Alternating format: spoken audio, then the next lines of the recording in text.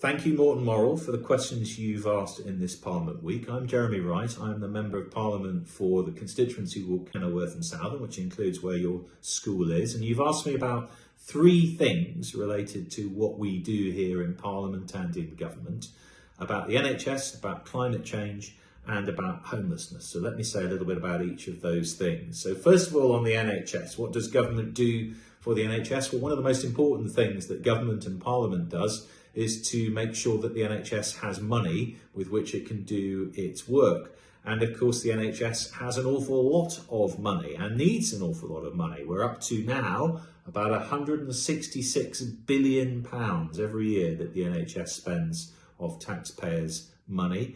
And with that money, of course, it hires a lot of doctors and nurses, far more than we've ever had before. So we now have around about 140,000 doctors and about 377,000 nurses working in the NHS, and more of other kinds of medical professional as well. So lots of additional resource in the NHS, but of course, the demands on the NHS have increased hugely as well.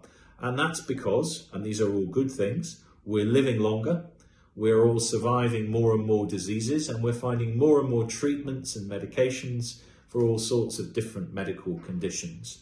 And so the NHS has more resources, but it also has a huge amount more demand to deal with.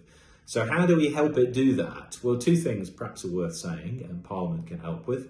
One is to make sure that we have as efficient an NHS as we can have, and that's largely about technology.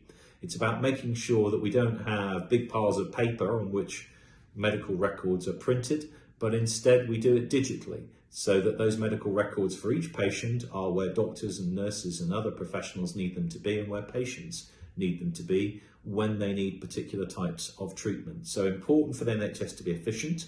A large part of that is giving it the technology it needs to be so. And the second thing we need to do is to fix something called social care. So medical care is when you are ill, when you need particular medical intervention. But social care is when perhaps you're elderly or disabled and you have a need for help in your daily living. That's social care. And we have to get that right too, because quite often what we find is people stay in hospital longer than they need to because there's nowhere for them to go in the social care system as quickly as they could in order to be looked after properly somewhere other than hospital. So if we want to help the NHS, we need to help social care too, and politicians need to do more in order to make the social care system work better. Second issue you've raised with me is climate change. Hugely important, not just for people my age, but most importantly for people your age, because the problems that we encounter as a result of climate change are going to be felt more and more as time goes by. And there are two examples I'll mention to you of things that government and Parliament can do something about. The first is energy.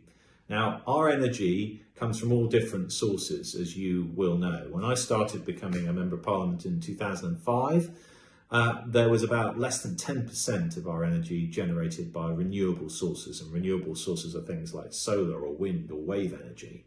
Now it's around about 50%. So we are increasing substantially the amount of energy that comes from cleaner sources rather than sources which damage the environment. That's a good thing, and we have further to go.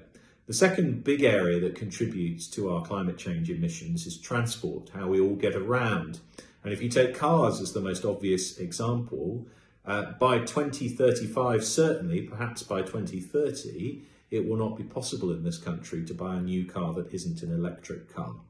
And the change from cars that use petrol as fuel to cars that are electric makes a big difference to our efforts to combat climate change and to limit the damage that it will do. So Parliament has a role in making sure that that happens. The last area you've asked me about is homelessness. And there are several things we need to do in order to make sure that homelessness is reduced and I hope one day eliminated. Let me just talk about three of them. So the first is we have to do what we can to keep people in their homes. So we can avoid homelessness by making sure that people aren't evicted from the home they're currently living in and find themselves homeless as a result. And we do that, and we're doing it at the moment through a new piece of legislation, is to make sure that there are only a few reasons why someone renting a home might be evicted from that home. And it's important we do that so that we don't add to the homelessness problem. Secondly, of course, there are already people who are genuinely homeless, and worse than that, they have nowhere even indoors to sleep. And you may have seen people on the street, they're called rough sleepers, and we need to help those people perhaps most of all. And we do that by spending money on making sure there are shelters for them to go, and of course making sure they have access to homes as quickly as possible. We spend a little bit over £2 billion on that at the moment. And there's something we can all do, and that is to make sure that when you see people sleeping on the street, they're connected as quickly as possible with the different agencies and organisations that can help them. And you can do that just as anyone else can. Have a look at something called Street Link. And for your parents, grandparents, family members and adult friends, they'll be able to use Street Link in order to connect people who are rough sleepers with the services that can help them. And then the last point to make is that we just need more houses. And that's not always popular because people don't always want a housing estate on the nice green field near to where they live. And it's not always right, of course, to put houses everywhere, but we are going to need more houses. And the reason we are is that if we have too few houses, those houses are all very expensive, because if you have fewer of something, it costs more. And so we need to make sure that houses are affordable so that people who are either buying or looking to rent a house can afford to do that, and we address homelessness that way too. So those are the sorts of things that in Parliament we are thinking about, acting on to try and reduce the problem. And thank you once again for your questions in Parliament Week. Thank you for taking an interest in what we do.